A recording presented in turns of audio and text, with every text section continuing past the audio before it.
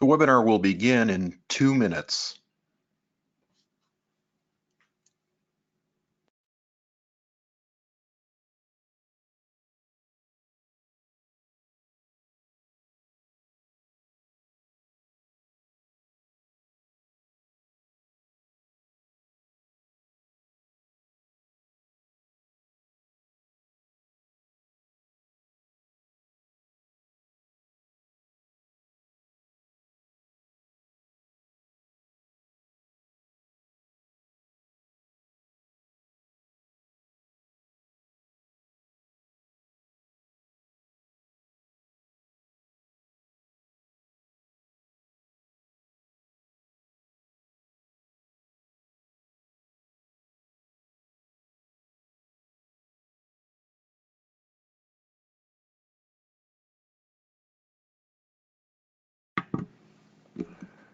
The webinar will begin in 1 minute.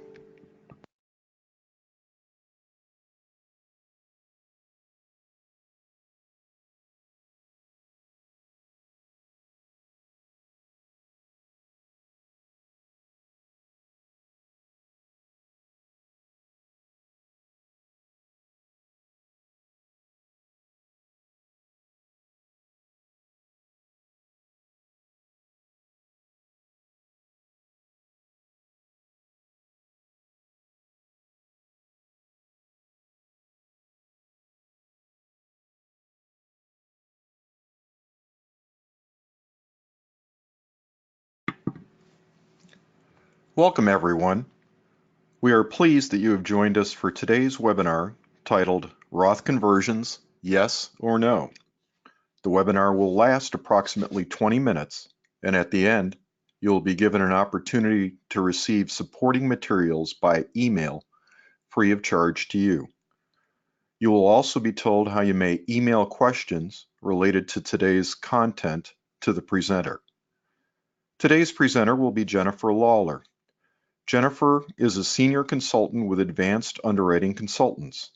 In addition to her experience with answering tax and technical questions posed by producers every day, she has worked with closely held business owners as a lawyer and as a tax professional.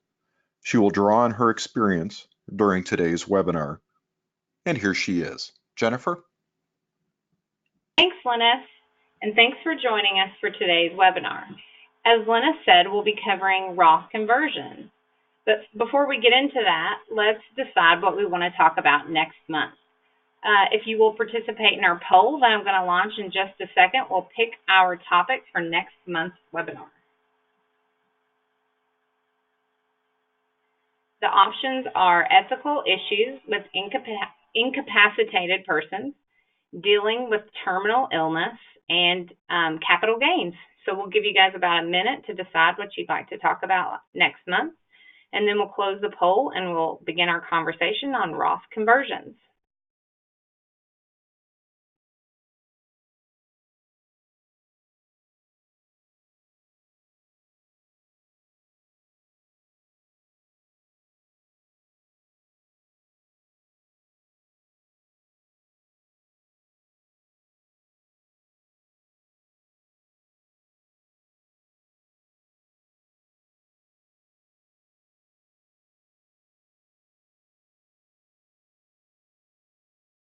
All right, we'll give you about 10 more seconds to vote. If you haven't done so, please go ahead and do it now.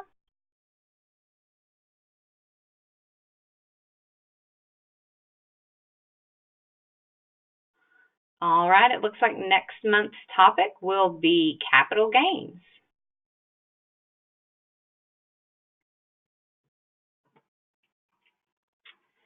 We here at Advanced Underwriting Consultants are asked about Roth conversions on a pretty regular basis. We're also regularly asked about when it makes the most sense for a client to perform a Roth conversion. And as any good attorney will tell you, it depends. There is no one-size-fits-all approach to Roth conversions. Each individual circumstance is different, and each individual circumstance will dictate the conversation around when and if Roth conversions are a good idea. In this webinar, we'll discuss some of the things that should be considered before completing a Roth conversion. We're all pretty familiar with traditional IRAs. They've been around since the mid-70s and are one of the most popular retirement vehicles around. Traditional IRAs allow taxpayers to save on a tax-favored basis, meaning that the money in the account is allowed to grow tax-deferred and is only taxable upon distribution. In order to contribute to a traditional IRA, the taxpayer must have earned income, and they cannot have reached the year in which they turn 70 and a half or later. If the taxpayer has a plan at work, if the taxpayer does not have a plan at work and neither does their spouse, any contribution to a traditional IRA is deductible. If the taxpayer does have a plan at work, or if their spouse has a plan at work, deductibility of contributions depends on income. In 2019, taxpayers can contribute up to $6,000 to their traditional IRA, and they can contribute an extra $1,000 if they are age 50 or older. Traditional IRAs grow tax-deferred, like I mentioned, and the amounts are generally taxable when distributed. Distributions before age 59 and a half may also be subject to a 10% early distribution penalty. Roth IRAs were introduced in 1997 and have been hugely popular since then. Contributions are made to Roth IRAs with after-tax funds, so they aren't deductible. The ability to make a Roth contribution does depend on the taxpayer's income. Those with higher incomes may be prohibited, or contributions may be limited due to income phase-outs. Again, the taxpayer will have to have earned income to contribute to a Roth IRA, but they do not have to worry about their age because you can contribute to a Roth IRA at any age as long as the taxpayer has earned income and they are not over the income threshold. Similar to a traditional IRA, Roth IRAs are tax deferred, meaning that they grow tax-free. One of the biggest differences is that qualified Roth distributions are tax-free. A qualifying distribution happens when the account holder takes a distribution following a 5-year period, beginning with the taxable year in which that individual first made a contribution to any Roth IRA, and one of the other following qualifiers is met. The distribution is made after the individual reaches 59 and a half, or the distribution is made to a beneficiary after the death of the account holder, or the distribution is made on account of the owner's disability, or finally, if the distribution qualifies as a first-time homebuyer distribution. But again, they have to have that 5-year seasoning period along with any of those other qualifiers to receive a tax-free distribution from the account. Any distribution taken before meeting the requirements is considered a non-qualified distribution. A non-qualified Roth distribution is taxed according to the following sequence. Aggregate annual contributions come out first. So your contributions will come out first. Any converted amounts will come out second. And finally, earnings come out last. Distributions of contributions will always be income tax free. They will also avoid the 10% penalty. Distributions of converted amounts will also be income tax free, but they may be subject to that early distribution penalty if taken within 5 years of the Roth conversion while the account owner is under age 59 and a half. Earnings will be taxable and may be subject to the early distribution penalty. Another thing to mention about Roth IRAs is they do not require RMDs while the taxpayer is alive. Because Roth IRAs have so many appealing attributes, a lot of our clients are interested in them. For those that have traditional IRAs or qualified plan money, one of the ways to fund a Roth IRA is by performing a Roth conversion. When the taxpayer performs a conversion, the amount of pre-tax money converted is included in the taxpayer's income for the year of conversion. This will include contributions as well as earnings. A conversion can be completed in a few different ways, by a trustee-to-trustee transfer or by a 60-day rollover into a Roth IRA. It's also worth noting that while the converted amounts are included in the taxpayer's income, the converted monies are not subject to the 10% early distribution penalty, the way that an early distribution would be. So why might a taxpayer consider converting pre-tax monies, such as those in a traditional IRA, to a Roth IRA? Conversions to a Roth IRA may make sense in the following situations. When the account is expected to grow substantially and the taxpayer would rather pay federal income taxes at current historically low income tax rates on the current lower account balance instead of on the expected future larger account balance. It may also make sense when the client expects that the post-retirement federal income tax bracket will be higher than their current income tax bracket. It also may make sense when the client expects to live for a long time after conversion and does not want to take RMDs from the account.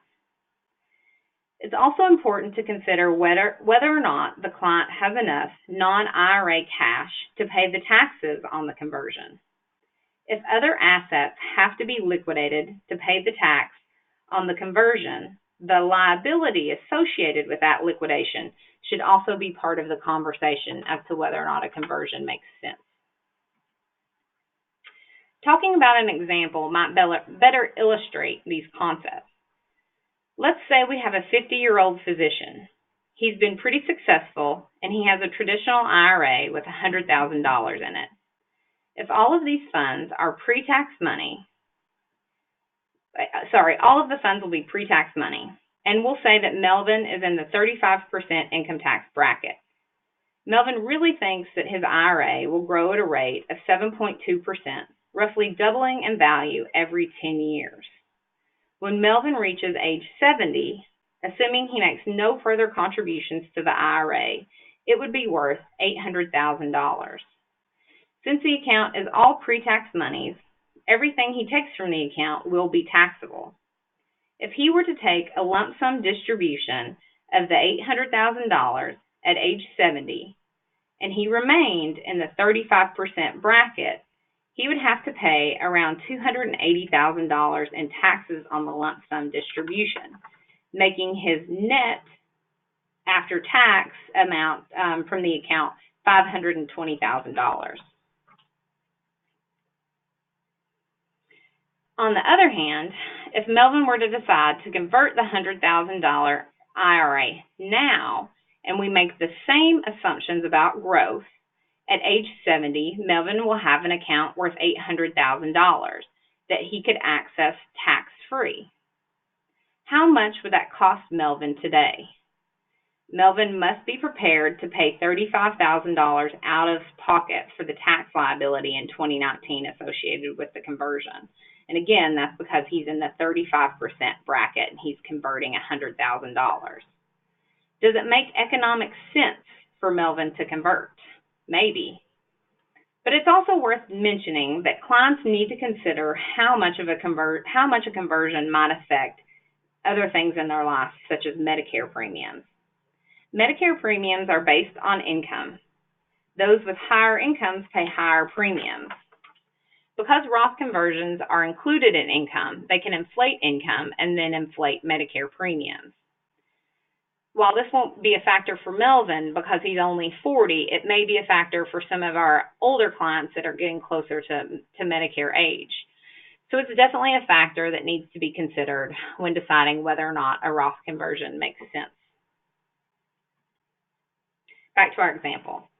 If Melvin keeps all the money in a traditional IRA and draws the lump sum at age 70, like we said, he'll net $520,000 after paying the taxes on the distribution. And again, that's assuming he stays in the same 35% bracket. But if Melvin converts, He'll net $800,000 at age 70 because he'll have a tax-free distribution. But like we said, the conversion will cost Melvin $35,000 in out-of-pocket today, so that he can get that tax-free distribution of $800,000 in the future. If we were to do a future value calculation for that $35,000 tax expense using a 7.2% interest rate, we come up with $280,000. That's the value of that $35,000 that he used today for the conversion. If we subtract that from the $800,000 tax-free distribution that he'll end up with, his net again will be $520,000. If you remember in our first example, that's the same net effect. So he's coming out the same in this particular situation where his tax brackets are staying the same, for the next several years. Is it fair for us to assume a 7.2 return on the $30,000 used to pay for the taxes? A lower rate may be a fair assumption because if that $35,000 were invested outside of the IRA and it was subject to taxes, we would assume a lower rate for that future analysis. The amount used to pay, that future analysis of the amount used to pay those taxes. So if we assume a lower rate, it does make the conversion look a little more attractive than leaving the money in their traditional IRA. If Melvin assumes that his own federal income tax rates will be higher in the future than they are today, the conversion again looks more attractive. For example, if taxes were to rise to 50% at the time of Melvin's retirement rather than 35%, and if Melvin were to keep his money in the traditional IRA and take a lump sum distribution at age 70, he would net $400,000 after the 50% taxes. If he converts today at his current lower rate of $35,000, his cost of conversion is still $35,000. And after we adjust the account for that future present value of that $35,000 cost, Melvin's account is still worth $520,000 after the Roth conversion. So $520,000 in the future. But at the lower tax rates, that looks a little bit better. So that future higher, if we assume a future higher interest rate, the conversion looks a lot better than it did before. What if Melvin has other assets that he's planning on using for his retirement, and he doesn't want to have to take RMDs at age 70 and a half? If Melvin keeps the money in a traditional IRA, he'll be required to take distributions every year, whether he wants to or not, and whether he needs the money or not. And because they're coming from a pre-tax account, he'll have to pay taxes on these distributions. However, if Melvin converts to a Roth IRA, he will never have to take RMDs from the account during his lifetime. The extra ability to defer distributions until after Melvin's death, maintaining tax-free or tax-deferred growth and tax-free access to the Roth IRA value may tip his decision in favor of the Roth conversion. There's another limited situation in which it may make sense for a taxpayer to consider a more limited Roth conversion. This is sometimes referred to as the backdoor Roth. Say we have a single taxpayer at age 52 and he's making $500,000 a year of adjusted gross income in 2019. Under Roth IRA rules, that taxpayer is not eligible to make a regular Roth IRA contribution because his taxable income is so high. However, the taxpayer is eligible to make a non-deductible traditional IRA contribution. There are no income limits for those types of contributions. The taxpayer can make a $7,000 non-deductible contribution to a traditional IRA. For this strategy to work flawlessly, it does need to be the only IRA the taxpayer has. The taxpayer can then perform a Roth conversion. If the conversion is done shortly after the contribution, there is little taxable gain for the taxpayer to recognize. So the taxpayer has effectively contributed $7,000 to a Roth IRA, even though their income exceeded the traditional, ability to make a Roth IRA contribution. This opportunity may not be as attractive. The backdoor Roth strategy may not be as attractive if the taxpayer has substantial existing IRA balances. If the taxpayer has one or more IRAs that consist of pre-tax money, those IRAs are consolidated for the purposes of calculating the taxpayer's IRA after-tax basis as well as pre-tax contributions. Any conversion of a non-deductible IRA will be considered to be pro rata from the taxable portion and from the non-taxable portion. Say the 52-year-old single taxpayer has a traditional IRA worth $94,000. He makes a $6,000 contribution to a non-deductible IRA in 2019. The taxpayer then converts the non-deductible IRA to a Roth IRA. Then he's going to get a surprise in the mail from the IRS because the IRS considers the converted funds to come from both accounts, not just the non-deductible IRA he created. Based on the numbers in the example, only 6% of the conversion will be tax-free. The other 94% will be considered a taxable conversion. So you have to make sure that the Roth IRA strategy or the backdoor Roth strategy is a fit for your client before trying it for those reasons. But planning for retirement is an important process for our clients. They need to consider the taxation of their income during retirement because it can directly affect the net amount available for their retirement years, how comfortable their retirement years will be, and even how long their money will last. As we've discussed, most pre-tax retirement accounts and IRAs will require taxable distributions. That taxable income can affect other common retirement supplements. For instance, those with higher taxable income during retirement will often have to pay taxes on a portion of their Social Security benefits. Higher taxable income during retirement can also lead to higher Medicare premiums. Tax-free income, such as qualified Roth IRA distributions and certain distributions from permanent life insurance policies, will have a lower effect on those kinds of things. Some clients, especially those with very large pre-tax accounts and those that have other sources of retirement income, those that expect to be in higher tax brackets in the future, may all benefit from Roth conversions. It's up to their professional advisors to help their clients with these decisions. With that, I'll turn it back over to Linus. Thanks, Jennifer, and thank all of you for joining us today. As a reminder, if you would like to receive supporting materials, feel welcome to email us at asktheexpert@advancedunderwriting.com. asktheexpert@advancedunderwriting.com. You may also email questions related to today's webinar. Feel welcome to join us for the next webinar on the first Wednesday of next month, December 4th, at this same time. Next month's webinar's topic will be capital gains taxes. You can also find an archive of past webinars on our YouTube channel. Today's presentation will be posted on our YouTube channel by the end of this week.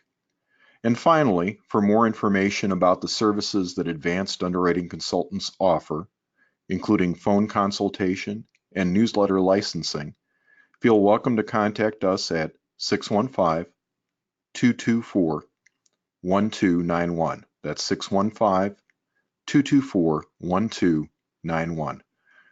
Thanks again and best wishes for continued success.